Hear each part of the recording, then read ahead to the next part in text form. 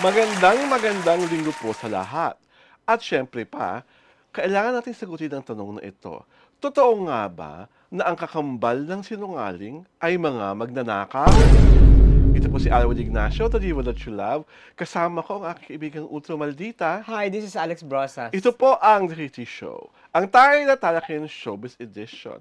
At ang pag-uusapan natin sa aming easy round of chikahan ngayong aming Sunday, Sweetest Sunday episode ay di umano, hindi totoong sold out ang concert ng BINI.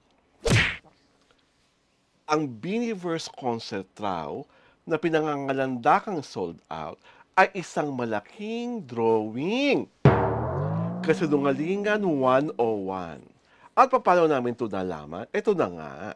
Bago mag-react ang aking kumaring Ultra Maldita, pwedeng violent, pwedeng wala siyang pakialam at ito pinag-uusapan. Ang inyo pong abang inlingkod ay napadalahan ng isang sulat.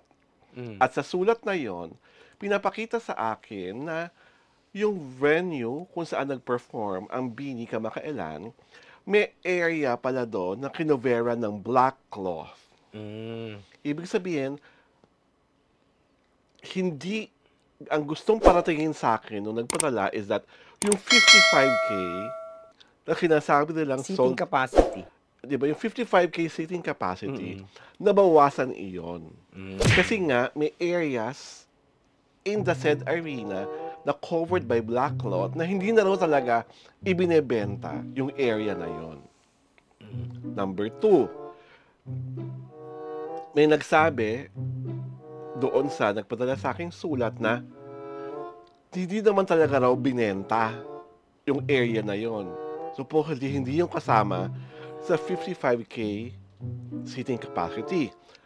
Ang nilalaban nung nagpadala sa akin is that makikita sa diagram ng mga ticket selling na yung nasabing area ay kasama sa supposedly mga binentang ticket. So for them, ang gusto nilang mangyari is that sana makorek yung balita na quote-unquote sold out yung show at 55K capacity nga ang puno nito. Sa ng akin, hindi ko po talaga makasabi kung sold out o hindi sold out ang show kasi wala naman po ako doon. Wala akong eyewitness report.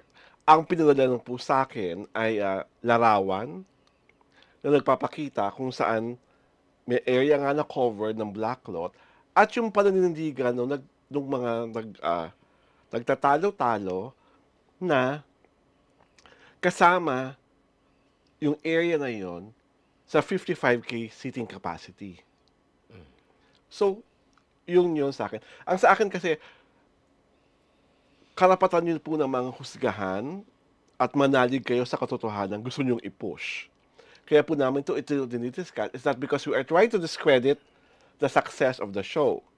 But this is a parang factual area na talagang may kitang-kitang covered ng black cloth. So whether kasama yon sa binenta o hindi, tanging po ang pamunuan lang ng BINI ang makakapagsabi tungkol sa bagay na ito. Anong maaaring makasabi mo doon sa nagpadala na ipasa ko sa yung parang mga snapshots or larawan? Well, I think the one who sent you the has a beef against BINI. Okay. Number 1, why was she or he so interested in picturing the Biniverse concert not sold out? Diba?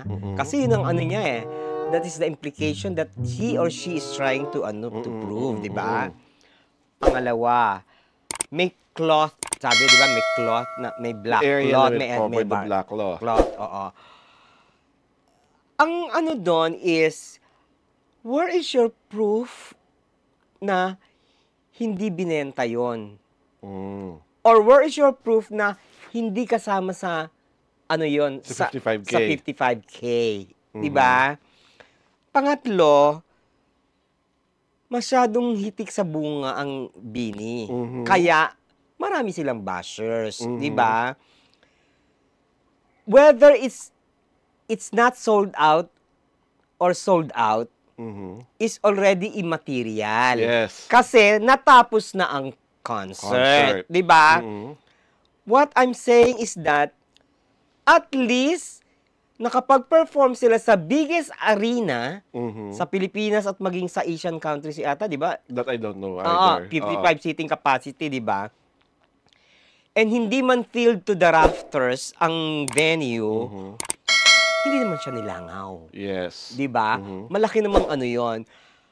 Kasi you have to consider why these people are trying, if they are Mhm. to project na sold out ang concert. Mhm. Kasi unang-una management nila 'yon eh, Mhm. 'di ba?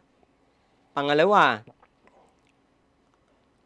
siguro near sold out ang Ang better tama. term, Oo. 'di ba? Near sold out. You're sold out. Kaya lang, siyempre parang, 'di ba parang ano 'yun eh, parang vague. So Mag-sweep. Oo. sweepingly sold out. Sold out. Joke, tapos para wala nang kwento, wala nang wawa, wala na, 'di ba? Wala, 'di ba, to stop the tag dito? The intrigues. Oh, the intrigues, oh. Ang maganda kasi dito, yung Bini, ako I'm not against Bini. Mhm. I think they're mediocre performers. Mhm. To my standard, they're Yes. mediocre performers. Yes. But they have the appeal.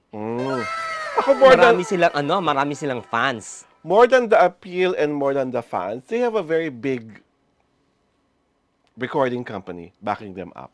And they have the machinery to back them up. The And management. they can concoct whatever story they want to feed and seed the members of media. Ako, ang basa ko naman, the reason why I was sent that post is because parang totoo yung sinabi mo, sa pakiwari nila, it was not a sold out to the rafters kind of show. So yun ang pinupunto. So parang kine-claim yung sold out, hindi naman talaga sold out. Kasi nga, eto, may mga areas na may black lot. At the same time, I also gathered from my research na 3 months na palang nasa merkado yung tickets. So, near sold out talaga ang stature ng ticket selling. Hindi sold out, as yung sabi mo, to the rafters, na may SRO seats pa and all those things. So, nasa pamunuan ng Bini yun, na yun ang gusto nilang i-seed at i-feed sa media. Bahala na ang media kung gusto nilang magsaliksik pa for further whatsoever. Kaya lang, sa akin, the very reason lang na ito ay napapag-usapan is because ang dating kasi, in a way, parang nandaya yung kwento na ipinapalabas. Diba? So, valid naman yung opinion or yung concern nung nagpadala sa akin, ay, parang hindi po totoo na sold out kasi ganito. May mga ganito. So, ang makakasagot lang talaga nun, pamunaan ng Bini. Yun kung gusto lang sagutin. Parang feeling ko din na nakasagutin for the very reason na na-announce ng sold out Kumita na. Maraming masayang Bini, maraming masayang blooms. So, let's leave it at that. Sa akin, ang validation doon should not come from the management of Bini. It should come from Philippine Arena. Ah, yes. Kasi sila makakapagsabi, yes, 55,000 tickets sold. They have they have the counter. Di ba? Ito yung Di ba? 55,000 sold. Whether kung may cloth yan, kasi meron din nangyayari. May sponsors, bumibili ng bulk of tickets. Hindi, yung gusto nilang papuntahan, hindi nagpunta. Kasi nga, malayo yan, di ba? So, hindi naman ibig sabihin, hindi na sold yun.